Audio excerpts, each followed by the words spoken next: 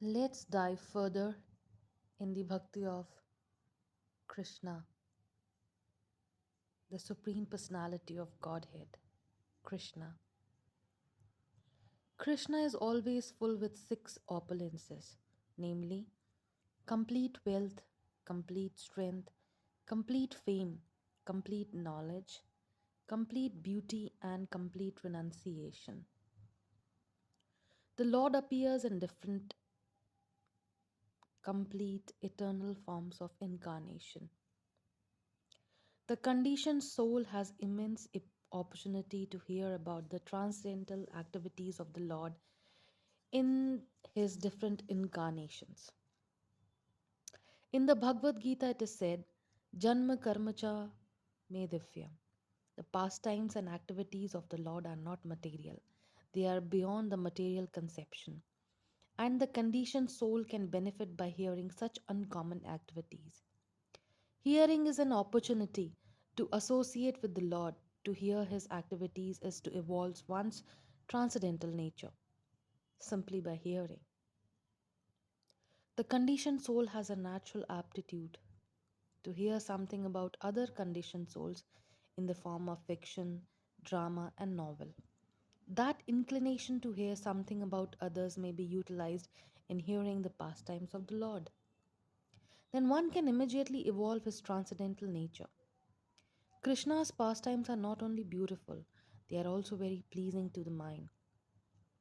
If someone takes advantage of hearing the pastimes of the Lord, the material contamination of dust accumulated in the heart due to long association with material nature can be immediately cleansed. Lord Chaitanya also instructed that simply by hearing the transcendental name of Lord Krishna, one can cleanse the heart of all material contamination. There are different processes for self realization, but this process of devotional service, of which hearing is the most important function, when adopted by a conditioned soul, will automatically cleanse him of the material contamination and enable him to realize his real constitutional position. Conditional life is due to his this contamination only, and as soon as it is cleared off, then naturally the dormant function of the living entity, rendering service to the Lord, awakens. By developing his eternal relationship with the Supreme Lord, one becomes eligible to create friendship with the devotees. Maharaja Parikshit recommended, from practical experience, that everyone try to hear about the transcendental pastimes of the Lord. This Krishna treatise is meant for that purpose, and the reader and the listener may take advantage of it to attain the ultimate goal of human life. The Lord, out of his causeless mercy, descends to this material world and displays his activities just like an ordinary man. Unfortunately, the impersonalities or the aesthetic class of man considered Krishna to be an ordinary man like themselves, and so they deride him. This is condemned in the Bhagavad Gita by the Lord himself when he says, Avajananti ma mudha. The mudhas or the rascals take Krishna to be an ordinary man or a slightly more powerful man. Out of their great misfortune, they cannot accept him as the Supreme Personality of Godhead. Sometimes such unfortunate persons misrepresent themselves as incarnations of Krishna without referring to the authorized scriptures. When Krishna grew up a little more, he began to turn himself backside up. He did not merely lie down on his back, and another function was observed by Yashoda and Nanda Maharaj, Krishna's first birthday. They arranged for Krishna's birthday ceremony, which is still observed by all the followers of the Vedic principles. All the cowherd men and women were invited to participate in the jubilant celebration. A nice band played, and the assembled people enjoyed it. All the learned Brahmins were invited, and they chanted Vedic hymns for the good fortune of Krishna. During the chanting of the Vedic hymns and playing of the bands, Krishna was bathed by Mother Yashoda. This bathing ceremony is technically called Abhisheka, and even today, this is observed in all the temples of Vrindavan and on Janmashtami Day, which is the birthday anniversary of Lord Krishna. On this occasion, Mother Yashoda arranged to distribute a large quantity of grain, and first class cows decorated with golden ornaments were made ready to be given in the charity to the learned, respectable Brahmanas. Yashoda took her bath and dressed herself nicely, and taking child Krishna duly dressed and bathed on her lap, she sat down to hear the Vedic hymns chanted by the Brahmins. While Mother Yashoda was listening to the chanting of the Vedic hymns, the child appeared to be falling asleep, and therefore she very silently laid him down on the bed. Being engaged in receiving all the friends, relatives, and residents of Vrindavan on that holy occasion, she forgot to feed the child milk. He was crying, being hungry, but Mother Yashoda could not hear him cry because of his various noises. The child, however, became angry because he was hungry and his mother was not paying attention to him. So he lifted his legs and began to kick his lotus feet just like an ordinary child. Baby Krishna had been placed underneath a hand driven cart, and while he was kicking his leg, he accidentally touched the wheel of the cart and it collapsed. Various kinds of utensils and dishes made of brass and other metals had been piled up in the handcart, and they all fell down with a great noise. The wheel of the cart separated from the axle, and the spokes of the wheel were all broken and scattered hither and thither. Mother Yashoda and all the gopis, as well as Maharaj Nand and the cowherd men, were astonished as to how the cart could have collapsed by itself. All the men and women who were assembled for the holy function crowded around and began to suggest how the cart might have collapsed. No one could ascertain the cause, but some small children who were interested to play with baby Krishna informed the crowd that it was due to Krishna striking his feet against the wheel. They assured the crowd that they had seen how it happened with their own eyes, and they strongly asserted the point. Some were listening to the statement of the small children, but others said, "How can you believe the statements of these children?" The cowherd men and women could not understand that all powerful personality of Supreme Godhead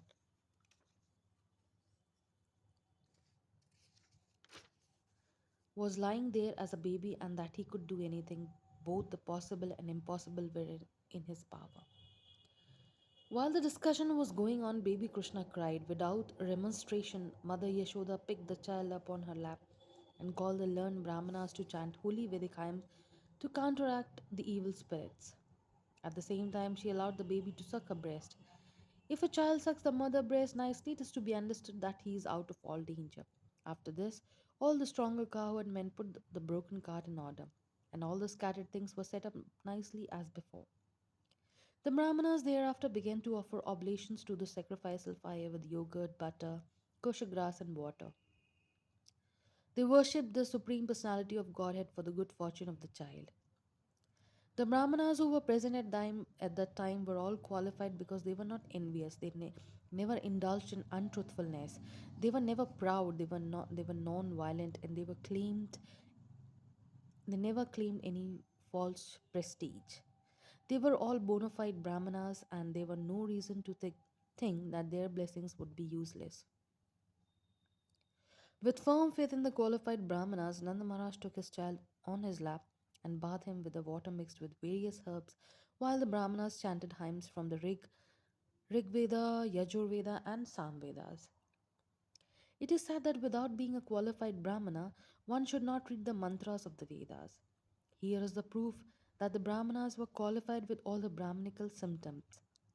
Maharaja Nand has also full faith in them. Therefore, they were allowed to perform the ritualistic ceremonies by chanting the Vedic mantras. There are many different varieties of sacrifices recommended for different purposes, but the mantras are all to be chanted by qualified Brahmanas. And because in this age of Kali, such qualified Brahmanas are not available, all Vedic ritualistic sacrifices are forbidden.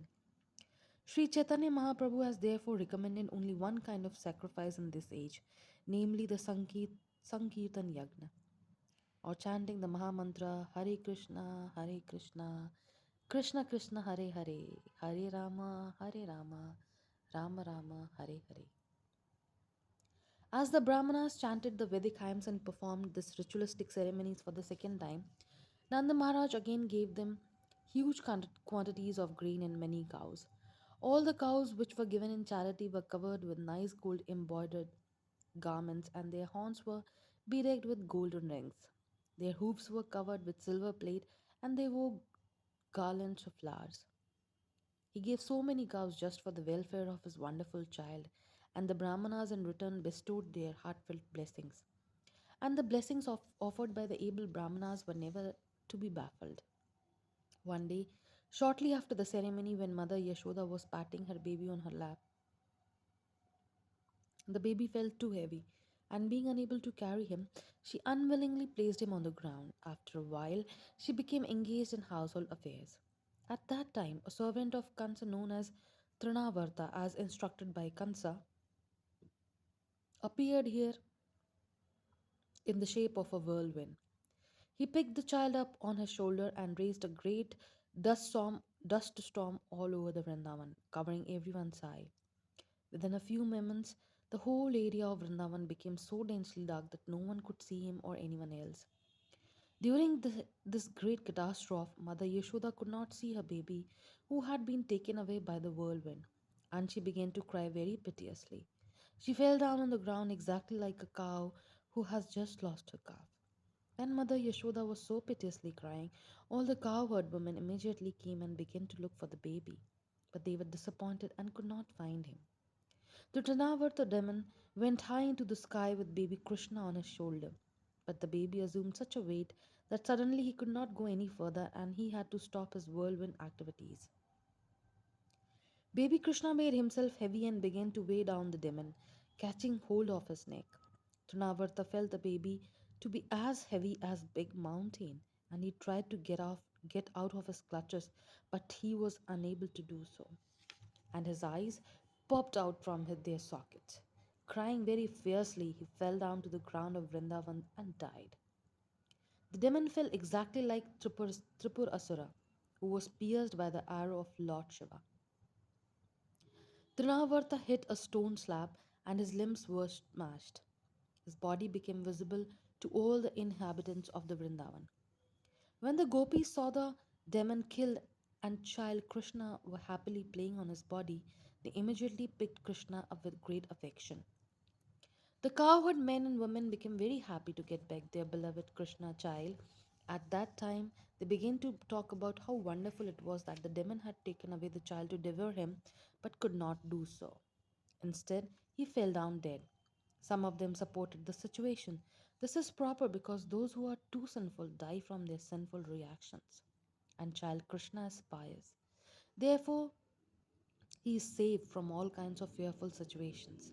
And we too must have performed great sacrifices in our previous lives, worshipping the Supreme Personality of Godhead, giving great wealth in charity and acting philanthropically for the general welfare of men. Because of such pious activities, the child is safe from all danger. The gopi assembled there spoke among themselves. What sort of austerities and penances we must have undergone in our previous life? We must have worshipped the Lord, offered different kinds of sacrifices, made charities, and performed many welfare activities for the public, such as growing banyan trees and excavating wells. As a result of these pious activities, we have gotten back a child. Even though he was supposed to be dead, now he has come back to enliven his relatives. After observing such wonderful happenings, Nanda Maharaj began to think of the words of Vasudeva again and again. After this incident, when the Yashoda once was nursing her child and patting him with great affection, there streamed a profuse supply of milk from her breast. And when she opened the mouth of the child with her fingers, she suddenly saw the universal manifestation within his mouth.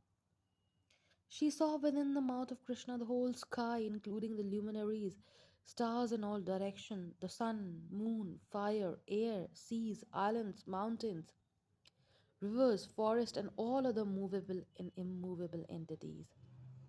When Mother Yashoda saw this, her heart began to throb, and she murmured within herself, "How wonderful this is!" She could not express anything, but simply closed her eyes. She was absorbed in wonderful thoughts. Krishna's showing the universal form of the Supreme Personality of Godhead, even when lying down on the lap of his mother, proves that the Lord is always the Supreme Personality of God. Whether he is manifested as a child on the lap of his mother or as a charioteer on the battlefield of Kurukshetra. The concoction of the personalities that one can become God by meditation or by some artificial material activities is herewith declared false. God is always God in any condition or status, and the living entities are always the part and parcels of the Supreme Lord. They can never be equal to the inconceivable supernatural power of the Supreme Personality of Godhead. After this incident, Vasudeva asked his family priest Garg Muni to visit the place of Nanda Maharaj in order to astrologically calculate the future life of Krishna. Garg Muni was a great saintly sage who had undergone many austerities and penances and had been appointed priest of the Yadu dynasty. When Garg Muni arrived at the home of Nanda Maharaj was very much pleased to see him and immediately stood up with folded hands and offered his respectful obeisances. He received Garg Muni with the feeling of one who is worshipping the Lord.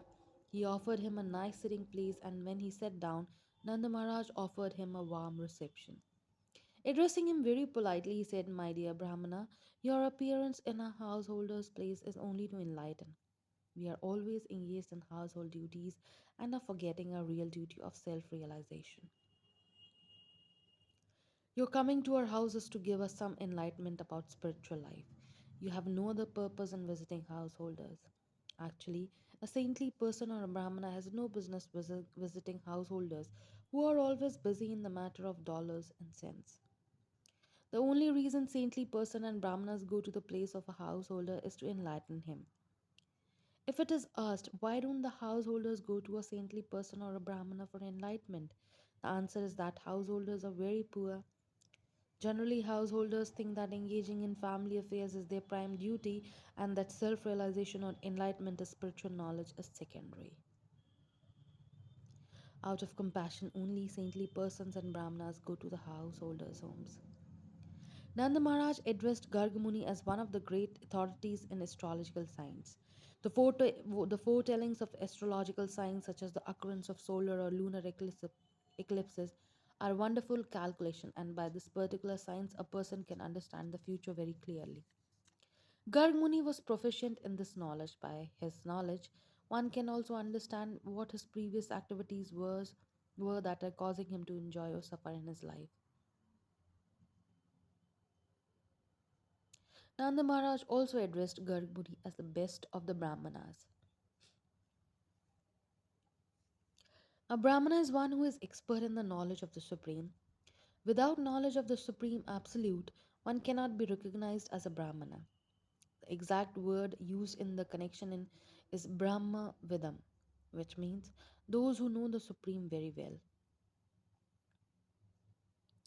An expert Brahmana is able to give reformatory facilities to the subcaste, namely the Kshatriyas and Vaishya. The Shudras observe no reformatory performances. The Brahmana is considered to be the spiritual master or priest for the Kshatriya and Vaishya. Nanda Maharaj happened to be a Vaishya and he accepted Garg Muni as a first class Brahman. He therefore offered his two foster sons, namely Krishna and Balram, to him to purify. Nanda stated that not only these boys but all human beings just after birth should accept a qualified Brahmana as spiritual master. Upon his request, Gargamuni replied, Vasudeva has sent me to see to the reformatory process of these boys, especially Krishna. But if I do so, it may incidentally appear that Krishna is the son of Devaki, since I am Vasudeva's family priest. But by his astrological calculation, Gargamuni could understand that Krishna was the son of Devaki, which Nanda did not know. Indirectly, Gargamuni said that Krishna and Balram were both sons of Vasudeva. Balram was known as the son of Vasudeva because his mother Rohini was present there, but Nanda Maharaj did not know about Krishna. Gargmuni indirectly disclosed the fact that Krishna was the son of Devaki. Gargmuni also warned Nanda Maharaj that if he would perform the reformatory ceremony, then Kansa, who was naturally very sinful, would understand that Krishna was the son of Devaki and Vasudeva. According to astrological calculations, Devaki could not have a female child, although everyone thought that the eighth child of Devaki was female. In this way, Garg Muni intimated to Nanda Maharaj that the female child was born of Yashoda and that Krishna was born of Devaki, and they were exchanged. Also, the female child Durga had informed Kansa that the child who would kill him was already born somewhere else. Gargmuni stated, "If I give your child a name and if he fulfills the prophecy of the female child to Kansa, then it may be that the sinful demon will come and kill this child also after the name giving ceremony. But I do not want to become responsible for all these future calamities."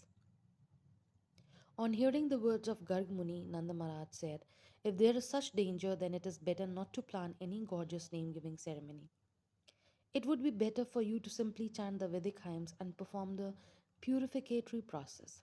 We belong to the twice born caste, and I am taking this opportunity of your presence.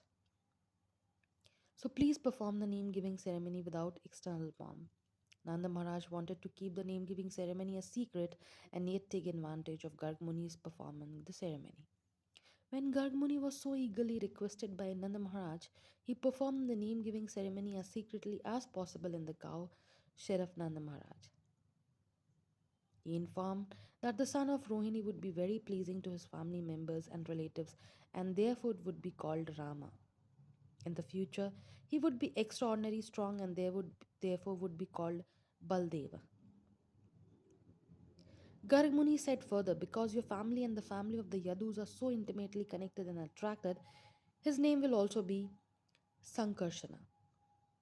This means that Garg Muni awarded three names to the son of Rohini, namely Balaram, Shankrishna, and Baldeva.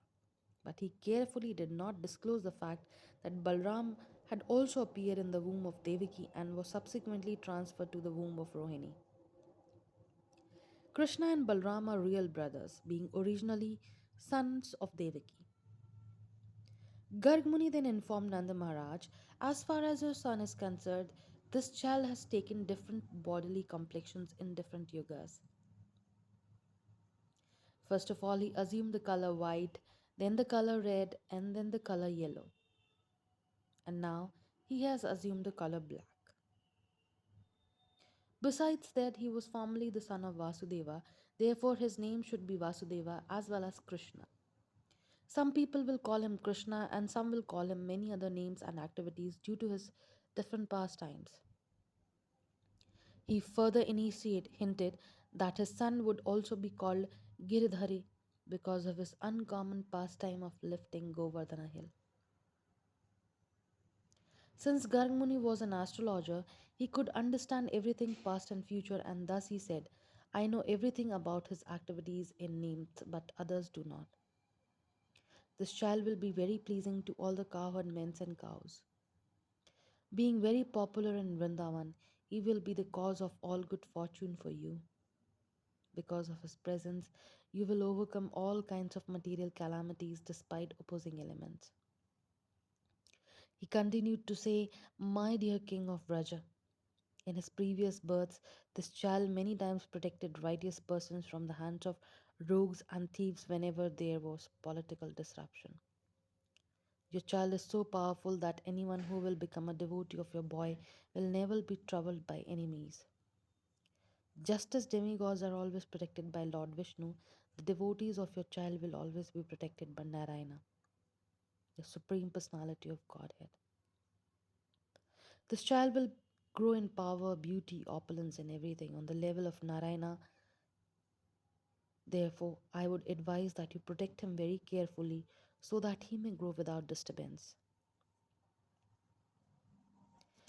He also informed, because he was a great devotee of Lord Narayana himself, Lord had given Anand a son equal to himself. At the same time, Garg Muni indicated that his son would be disturbed by so many demons and that Nanda should therefore be careful and protect him. In this way, Garg Muni convinced Nanda Maharaj that Narayana himself had become his son. In various ways, he described the transcendental qualities of his son. After giving this information, Garg Muni returned to his home. Nanda Maharaj began to think of himself as the most fortunate person, and he was very satisfied to receive such a benediction in this way. A short time after this incident, both Balram and Krishna began to crawl on their hands and knees. When they were crawling like that, they pleased their mothers. The bells tied to their waist and ankles sounded fascinating, and they could move around very pleasingly. Sometimes, just like ordinary children, they would be frightened by others and would immediately hurry to their mothers for protection. Sometimes they would fall into the clay and mud of Vrindavan and would approach their mother smeared with clay and saffron. They were actually smeared with saffron and sandalwood pulp by their mothers, but due to crawling over muddy clay, they would simultaneously smear their bodies with clay. As soon as they would come crawling to their mothers, Yashoda and Rohini would take them on their laps and covering them with their lower portion of their saris, allowed them to suck their breast. Sometimes the naughty babies would crawl up to the cowshed, catch the tail of a calf, and stand up. The calves, being disturbed, would immediately begin running here and there, and the children would be dragged over clay and cowling. To see this fun, Yashoda and Rohini would call all their neighborhood friends, the gopis. Upon seeing their childhood pastimes of Lord Krishna, the gopis would be immersed in transcendental bliss. In their enjoyment, they would laugh very loudly. Krishna and Balram were so restless that their mothers, Yashoda and Rohini, would try to protect them from cows, bulls, monkeys, water, fire, and birds while they were executing their household duties. Always being anxious to protect their child and to execute their duties, they were not very tranquil. In a very short time, Krishna and Balram began to stand up and slightly move on their legs. When both of them began to walk, other friends of the same age joined them, and together they gave the highest transcendental pleasure to the gopis, specifically to Mother Yashoda and Rohini. All of them enjoyed the naughty, childish activities of Krishna and Balram in Vrindavan. In order to enjoy further transcendental bliss, they all assembled and went to Mother Yashoda to lodge complaints against the restless boys. They said, "Dear Yashoda, why don't you restrict your naughty Krishna? He comes to our houses along with Balram every morning and evening, and before the milking of the cow, they let loose the calves, and the calves drink all the milk of the cows. So when we go to the milk, the cows we find no milk, and we have to return with empty pots. If we warn Krishna and Balram about doing this, they simply smile so charmingly that we cannot do anything. Also, your Krishna and Balram find great pleasure in stealing a stock of yogurt and butter from wherever we keep it. And when we ask them, when we catch them stealing the yogurt and butter, they say, "Why do you charge us with stealing? Do you think that butter and yogurt are in scarcity in our house?" Sometimes they steal butter, yogurt, and milk and distribute them to the monkeys. When the monkeys are well fed and do not take any more, then your boys chide, "This milk and butter and yogurt are useless. Even the monkeys won't take it." And break the pots and throw them hither and thither. If we keep our stock of yogurt, butter, and milk in a solitary dark place, your Krishna and Balaram find it in the darkness by the glaring effulgence of the ornaments and jewels on their bodies. If by chance they cannot find the hidden butter and yogurt, they go to our little babies and pitch their bodies so that they cry and then they go away. If out of fear of these naughty boys we keep our stock of butter and yogurt high on the ceiling, hanging on a swing, although it is beyond their reach, they arrange to reach it by piling all kinds of wooden planks over the grinding machine. And if they cannot reach, they make a hole in the pot. We think, therefore, that you better take all the jeweled ornaments from the bodies of your children. On hearing this, Yashoda would say, "All right, I will take all the jewels from Krishna so that he cannot see the butter hidden in the darkness." Then the gopis would say, "No, no, no, no, don't do this. What good will you do by taking away the jewels? We do not know what kind of boys these are. But even without ornaments, they spread some kind of effulgence so that even in the darkness, they can see everything." Then Mother Yashoda would inform them, "All right, keep your butter and yogurt carefully so that they may not reach it." In reply to this, the gopis said, "Yes, actually we do so, but because we are sometimes engaged in our household duties, These naughty boys enter a house somehow or other and spoil everything. Sometimes, being unable to steal a butter and yogurt out of anger, they pass urine on the clean floor and sometimes spit on it. Now, just see how your boy is hearing these complaints. All day, he simply makes arrangements to steal a butter and yogurt. And now he's sitting just like a very silent good boy. Just see his face. When Mother Yashoda thought to chastise her boy after hearing all the complaints, he saw his pitiable face and smiling. She did not say anything to him. Another day, when Krishna and Balram were playing with their friends, all the boys joined Balram and complained to the Mother Yashoda that Krishna had eaten clay.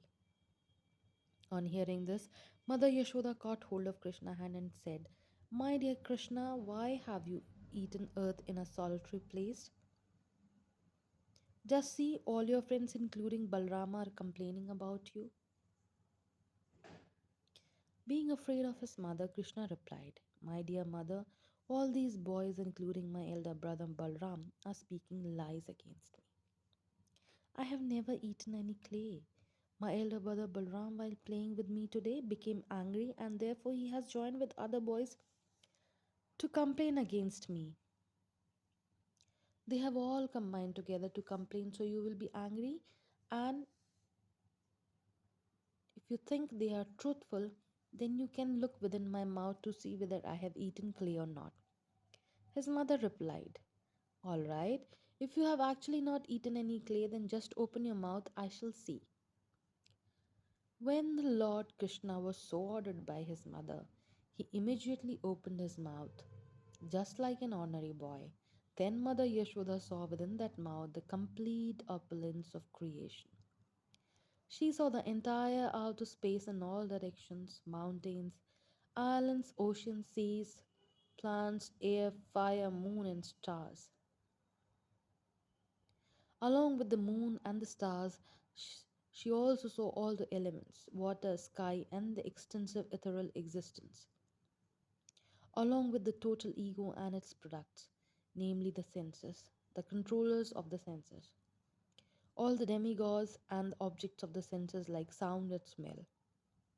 Within his mouth, she also saw the three qualities of material nature, all living entities: eternal time, material nature, spiritual nature, activity, consciousness, and different forms of the whole creation. Yashoda could find within the mouth of a child everything necessary for the cosmic manifestation. She also saw within his mouth herself taking Krishna on her lap and having him suck a breast. Upon seeing all this, she became struck with awe and began to wonder whether she was dreaming or actually seeing something extraordinary. She thought she had become mad, mentally deranged, to see all these wonderful things. Then she thought, it may be cosmic mystic power attained by my child, and therefore I am perplexed by such visions within his mouth. Let me offer my respectful obeisances unto the Supreme Personality of Godhead, who is beyond the expression of consciousness, mind, work, and philosophical speculation, and whose different energies produce everything manifested and unmanifested. Under his energy, bodily self and bodily possessions are conceived. She then said, "Let me offer my respectful obeisances unto him, under whose illusionary energy I am thinking that Nanda Maharaj is my husband and Krishna is my son, that all the properties of Nanda Maharaj belong to me, and that all the cowherd men and women are my subjects. All this misconception is due to the illusionary energy of the Supreme Lord. So let me pray to him that he may protect me always." While Mother Yashoda was thinking in his high philosophical way, Lord Krishna again expanded his internal energy just to bewilder her with material, maternal affection. Immediately, Mother Yashoda forgot all philosophical speculation and accepted Krishna as her own child. She took him on her lap and became overwhelmed with material affection. She thus began to think of the Supreme Personality of Godhead, who is understood through the process of cultivating knowledge derived from Upanishad and the Vedanta Sutra, practicing mystic yoga, and studying Sankhya philosophy as her own begotten child. Certainly, Mother Yashoda had executed many, many pious activities, as a result of which she got the absolute truth, the Supreme Personality of Godhead, as her son, who similarly Nanda Maharaj also must have performed many great sacrifices and pious activities for Lord Krishna to become his son and address him as father.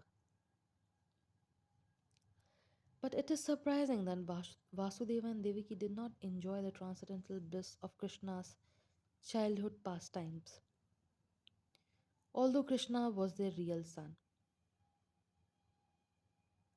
The childhood pastimes of Krishna are glorified even today by many sages and saintly persons. But Vasudeva and Devaki could not enjoy such childhood pastimes personally. The reason for this was explained by Sukadeva Goswami to Maharaja Parikshit as follows. When the best of the Vasus named Drona and his wife Dhara were ordered to increase progeny by Lord Brahma, they said unto him, Dear father, we are seeking your benediction. When we take birth again within the universe, may the Supreme Lord Krishna, in his most attractive feature of childhood, absorb our whole attention. May our dealings with him be so powerful that simply by hearing of these childish activities of him, anyone will very easily cross over the nascence of birth and death. Lord Brahma agreed to give them the benediction, and as a result, the same Drona appeared as Nanda Maharaj in Vrindavan, and the same Dhara appeared as Mother Yashoda, the wife of Nanda Maharaj. In this way, Nanda Maharaj and his wife Mother Yashoda developed their unalloyed devotion for the Supreme Personality of Godhead, having gotten him as their son, and all their gopis and cowherd men who were associates of Krishna naturally developed their own different feelings of love for Krishna. Therefore, just to fulfill the benediction of Lord Brahma, Lord Krishna appeared along with his plenary expansion Balaram and performed all kinds of childhood pastimes in order to increase the transcendental pleasure of all the residents of Vrindavan.